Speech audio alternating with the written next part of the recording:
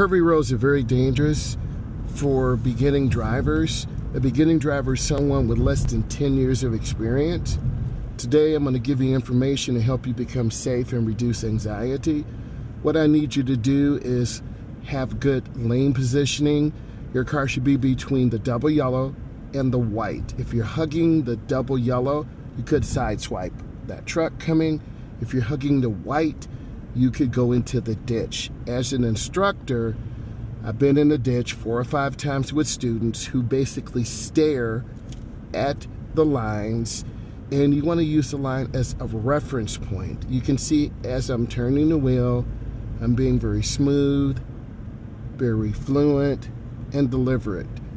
To just take my time and let the car drive, or as you guys say, let it eat.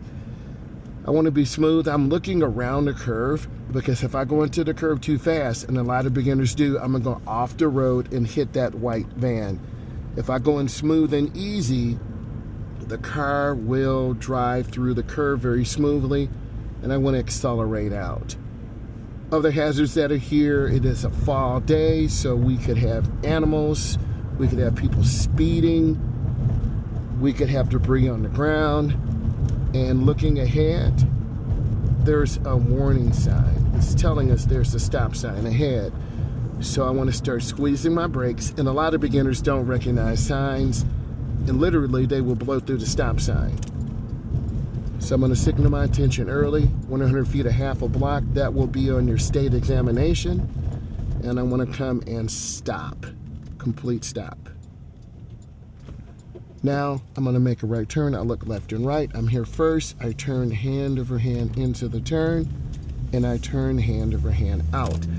The National Highway Safety Transportation says hand over hand steering is still an effective means of controlling your vehicle in right turns, in parallel parking, and in left turns.